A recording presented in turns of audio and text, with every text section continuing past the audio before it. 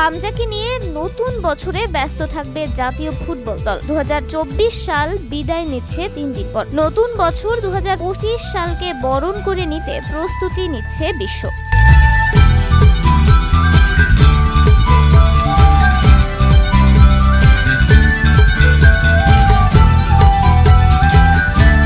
বছরে ব্যস্ত সময় কাটাবে বাংলাদেশ জাতীয় ফুটবল দল। 25শে মার্চ থেকে শুরু হবে এএফসি এশিয়ান কাপের বাছাই। বাংলাদেশের প্রথম ম্যাচ ভারতের বিপক্ষে ভারতের মাটিতে। ভেন্যু এখনো ঠিক হয়নি।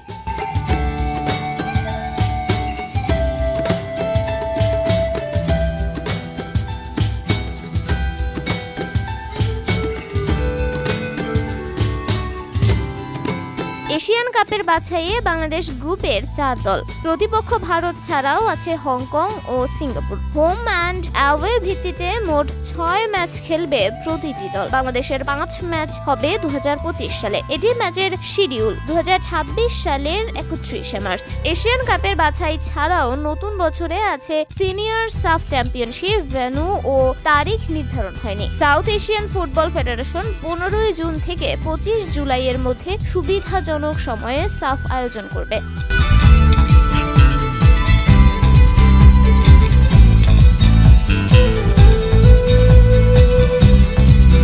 আগামী মাসে আমাদের সভা আছে, সেখানে স্পন্সর প্রতিষ্ঠানের সঙ্গে সাফের সময় ও ভেন্যু নিয়ে আলোচনা হবে। তারপর আমরা আয়োজক হওয়ার জন্য সদস্য দেশগুলোর কাছে আবেদন চাইব। রোববার বলেছেন সাফের সাধারণ সম্পাদক আনোয়ারুল হক হেলাল। এএফসি এশিয়ান কাপের বাছাই ও সাফের বাইরে জাতীয় দলের ম্যাচ খেলার সুযোগ থাকছে শুধু ফিফা উইন্ডোতে। 2025 সালে জাতীয় দল ফিফা উইন্ডো পাবে 5টি। এশিয়ান কাপের বাছাইয়ের আগে 17 ফেব্রুয়ারি থেকে 25 মার্চ পর্যন্ত ফিফা উইন্ডো। বছরের দ্বিতীয় উইন্ডো 2 থেকে 10 জুন। ঢাকায় সিঙ্গাপুরের বিপক্ষে এশিয়ান কাপ বাছাইয়ের ম্যাচ আছে 10 জুন। 2 থেকে 10 সেপ্টেম্বর।